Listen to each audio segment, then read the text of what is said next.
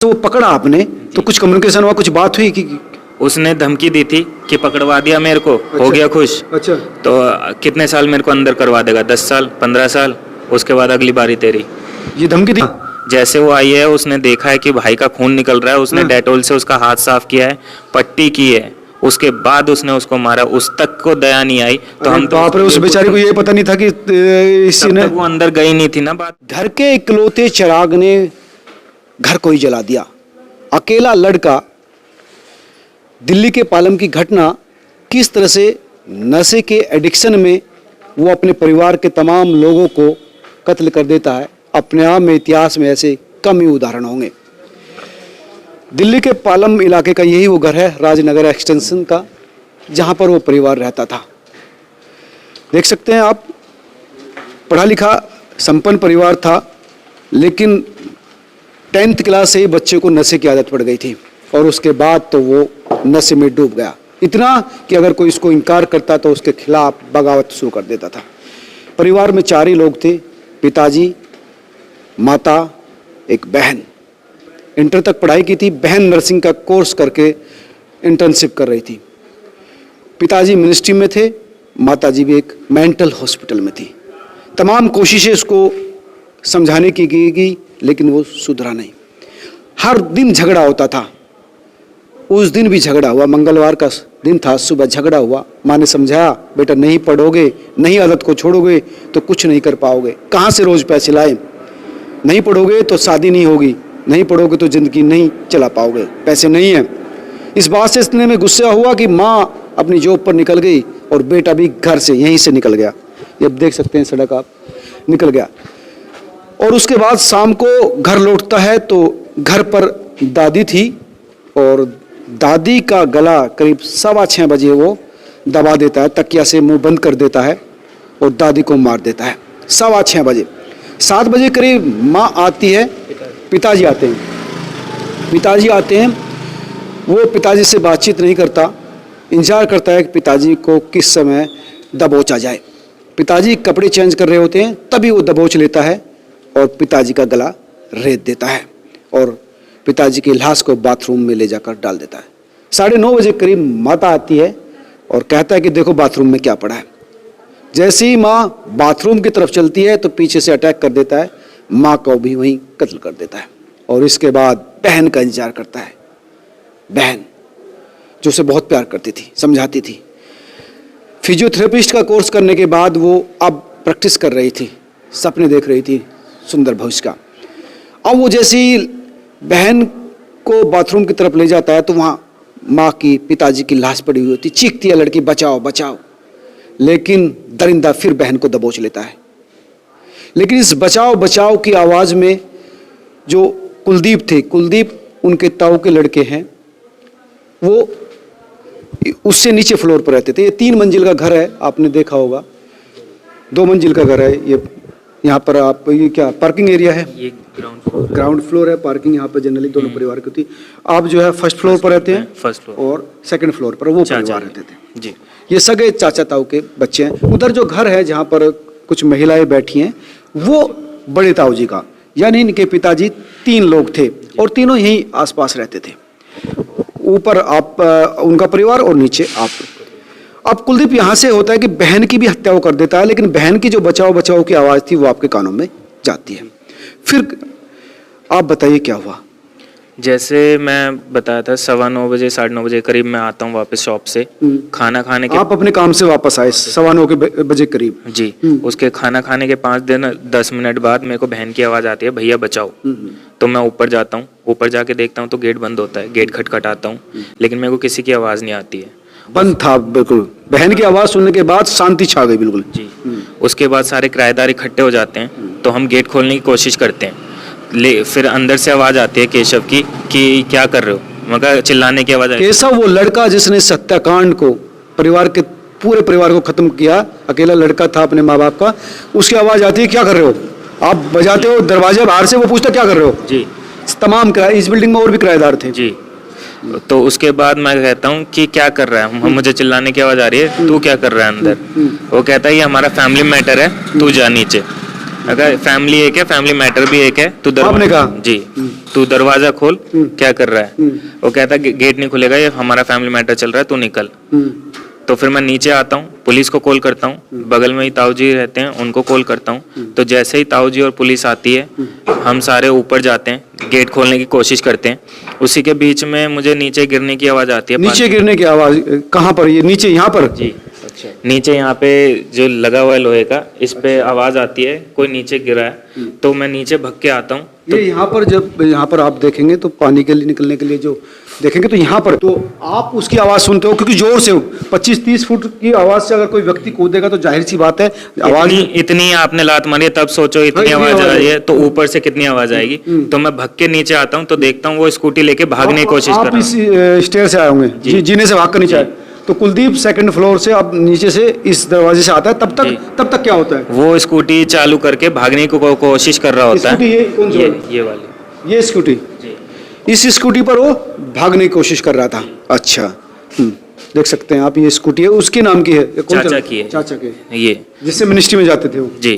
तो इससे भागने की कोशिश कर रहा होता है। तो जैसे वो भागने की कोशिश कर रहा होता है, मैं उसका पीछे से स्कूटी पकड़ लेता हूँ, और साथ में मेरे पीछे पीछे ताऊ जी आते हैं और पुलिस वाले आते हैं। तो पुलिस वालों को मैं उसके हवाले करता हूँ।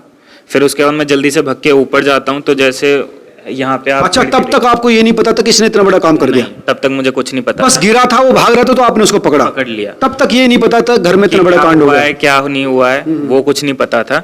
तो जैसे आप देख रहे हैं यहाँ पे खिड़की लगी है ऊपर, तो ये ऊपर जो शीशे वाली है। जी, तो चाचा ने वहाँ पे खिड़की की जगह जाली लगा रखी है। अच्छा। तो मैं जाली निकालता हूँ, उसके अंदर घुसता हूँ, अंदर जाके देखता हूँ तो वो कुंडी बंद और सोफा बेड सब कुछ लगा हुआ है। तो कुंडी, इस दरवाजे के पीछे सोफा बेड लगा हुआ था, ताकि अगर बाहर से कोई प्रेशर दे तो ये खुले ना। मतलब अंदर से लोग भी कर रखा था और ये भी लगा रखा था। जी। तो फिर मैं सब कुछ कुंडी खोलता हूँ, बेड वेड सोफा हटाता हूँ। उसके बाद सारे पुलिस वाले और ताऊ जी के साथ अंदर जाके देखता हूँ तो उसने सबकी हत्या की हुई होती है। तो कमरे के अंदर तो ताऊ जी होंगे आपके, मतलब उस जो उसके पिताजी थे, वो उनकी लाश पड़ी होगी? नहीं। अच्छा। जो किचन वाले के बगल वाला रूम था उसमें बहन थी। अच्छा। उसके आगे वाले रूम के बेड पर दादी थी, और उसी के अटैच बाथरूम में चाचा चाची थे।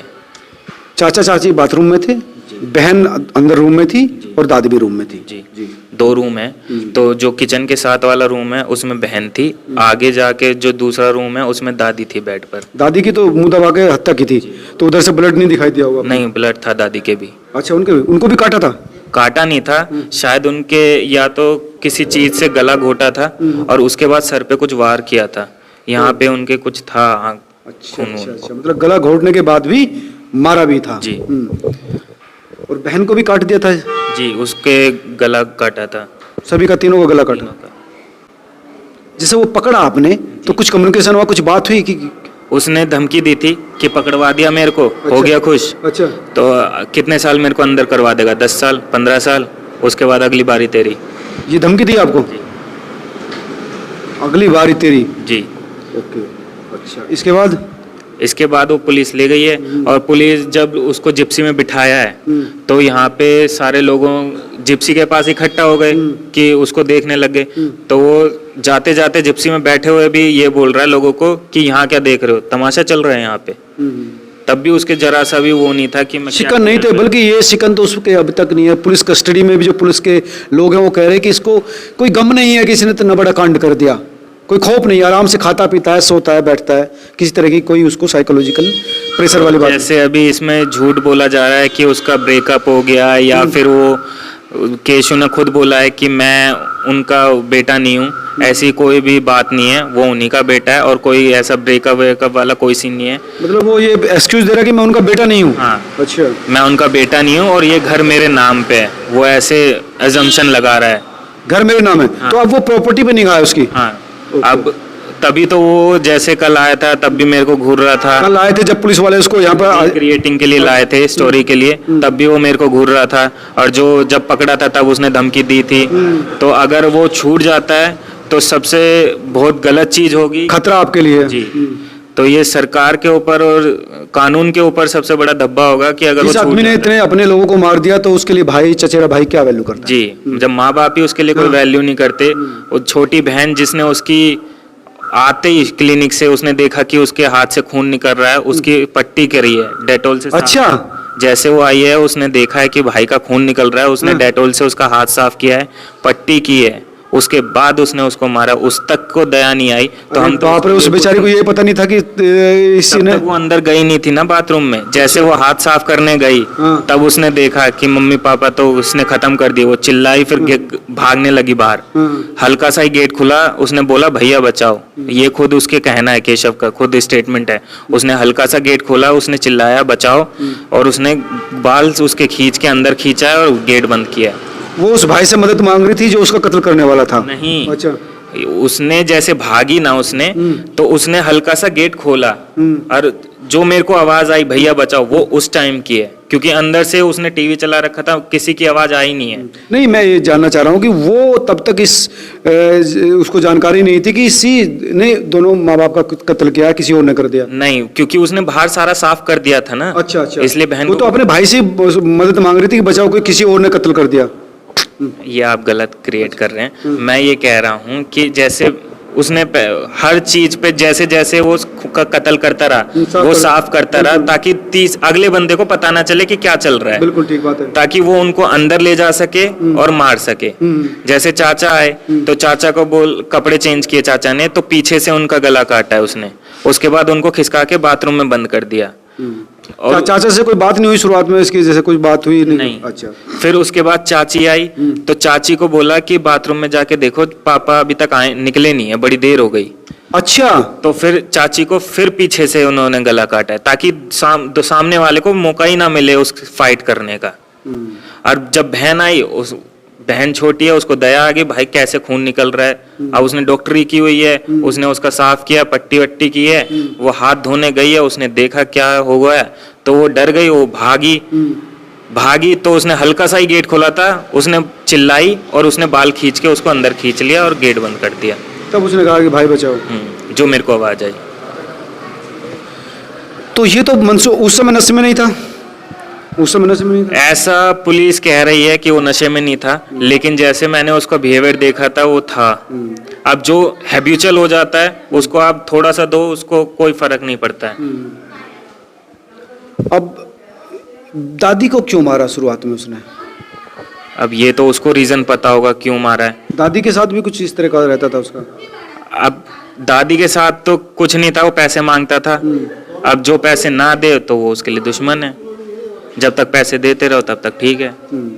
दादी से उसने 3 नवंबर को पैसे मांगे थे, दादी पे नहीं थे, तो दादी ने बोला कि जो तुझे करना है वो कर, मेरे पास पैसे नहीं है। तो फिर अपने दोपहर को 1:30-2 बजे करीब या दोस्तों के साथ आता है स्कूटी पे, और हमारे फर्स्ट फ्लोर की बैटरी चोरी करके ले जाता है। तुम्हारे वाले घर की? जी। ये घर से चोरी करता था? करके ले जाता है, और 3 नवंबर के बाद ये 22 को फिर आया है। ये बाहर रहता था क्या कहीं? जब इसके पास पैसे होते हैं ये बाहर रहता है। मतलब घर पे आते ही नहीं था? घर पे नहीं आता था। तो कहाँ रहता था? अपने नशेड़ी दोस्तों के साथ। अच्छा। जब तक नशे के पैसे हैं, नशा चल रहा है, तब तक घर से बाहर। तो दोस्तों को वहीं सोना, खाना पीना सब कुछ वहीं। अच्छा। इसको आपने ट्रीटमेंट भी करवाया था रिहेबिलिटेशन सेंटर में भी? इसको रिहेबिलिटेशन में भेजा था, 1.5 साल रहा भी है ये। 5-6 महीने पहले ही वापस आया था। तो चाची से इसने बोला था कि मेरे अब नशे की आदत छूट गई है, मैं अब कुछ भी नहीं करूंगा, मेरे को यहाँ से ले चलो, मेरा मन नहीं लगता यहाँ पर। तो चाची ममता में इसको ले आई थी, लेकिन तब भी नहीं सुधरा, और चाची को क्या पता था कि ऐसा कर देगा ये। उस दिन सुबह क्या कुछ जो झगड़ा हुआ कुछ, उसके बाद वो किस तरह से हुआ था? वो तो नॉर्मल था, जब भी ये वापस आता था पैसों के लिए इसका झगड़ा होता था, चाची से हो या फिर दादी से हो, तो नॉर्मल था वो। तो वो मैं नॉर्मल समझ के डेली बेसिस का अपनी शॉप पे चला गया। मुझे ऐसा लगा ही नहीं कि शाम को आऊंगा तो कुछ और मिलेगा मेरे को। तुम्हारे सामने हो रहा था झगड़ा, आवाज आ रही थी? हाँ, सुबह 8:30 बजे मैं शॉप पे गया हूँ, उस टाइम पे झगड़ा चल रहा था। क्या क्या हो रही थी बात, क्या कह रहा था ये? ऊपर हो रही थी, मैं नीचे से निकल गया, लड़ाई की आवाज आ रही थी। बस यही था कि लड़ाई चल रही है, इतनी मैंने सुनी नहीं क्या बात चल रही है। तो अब तो खतरा आपके लिए भी बहुत ज्यादा बढ़ गया। जी जी। उसने मतलब कल भी बात नहीं की आपसे कुछ? नहीं, कल तो बस अपना रुमाल बांध के आया था ऊपर नीचे, बस आंखें दिख रही थी, आंखें सारी मेरी तरफ थी। अच्छा। तो वही काफी है इंसान को बताने के लिए कि क्या। आपसे संबंध कैसे थे वैसे उसके? कभी कुछ इस तरह? ज़्यादा बोलचाल नहीं थी, क्योंकि एक होता है इंसान का बिहेवियर, उसकी वजह से बात करता है। जब आपके पास बिहेवियर कुछ है ही नहीं तो क्या बात करेगा इंसान। तो आप समझ सकते हैं कि किस तरह की मानसिकता उस व्यक्ति की थी और किस तरह से वो नशे के लिए तमाम रिश्तों को तोड़ चुका था। सिर्फ रिश्ते थे तो सिर्फ पैसे के लिए, और जो पैसे ना देता था उसका हाल आप समझ सकते हैं कि किस तरह से उसने माँ, बाप, दादी और बहन, वो बहन जो ये सोच रही थी कि भाई के हाथ में चोट लग गई है, उसका ट्रीटमेंट किया जाए, पट्टी बांध रही थी, उस बहन को भी उसने नहीं छोड़ा। और हर व्यक्ति, अब ये घर को कह रहा है कि घर में रही है, तो जो ये कत्ल किया है इसने, कि इसके पीछे मोटे से जो इसकी साइकोलॉजी है या मानसिकता है, ये तो नहीं कि इस प्रॉपर्टी को, क्योंकि सब खत्म हो जाएगा, प्रॉपर्टी मेरी हो जाएगी, उसको बेच कर अपना नशा कर रहे हैं, या इस तरह की तो कुछ सोच नहीं हो सकती। प्रॉपर्टी तो तब भी रहती जब वो जिंदा होते, उनका कोई दूसरा भाई तो है नहीं। नहीं, वो पैसे नहीं देते, तो कहीं ऐसा तो नहीं कि प्रॉपर्टी को सब खत्म करने के बाद। जब बड़े ही नहीं रहे तो आप अपना हक तो सोचिए ही मत जताने की। जिनकी थी आपने उनको मार ही दिया। दादी की थी, दादी की रहेगी। दादी के नाम में थी, दादी के नाम पे। अच्छा।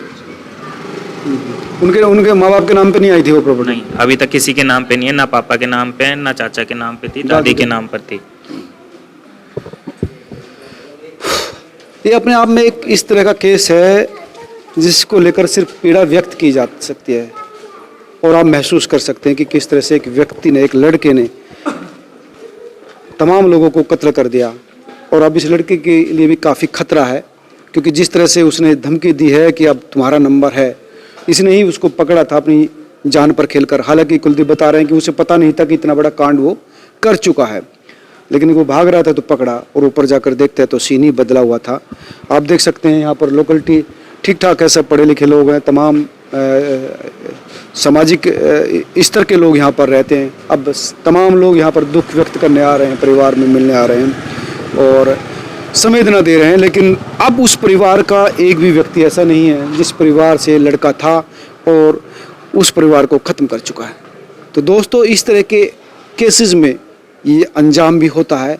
इस कहानी के थ्रू मैंने बताने की कोशिश की। अगर इस तरह का ड्रग एडिक्ट कोई व्यक्ति परिवार में है तो उसके लिए बहुत ही सोच समझ कर चलने की आवश्यकता है, उस परिवार के लिए, माता पिताओं के लिए, क्योंकि आजकल की सोसाइटी में ड्रग एडिक्शन बहुत तेज़ी से बढ़ रहा है, जो बहुत ही खतरनाक होता जा रहा है। आप क्या सोचते हैं, ज़रूर मुझे कमेंट करके बताना। नमस्कार।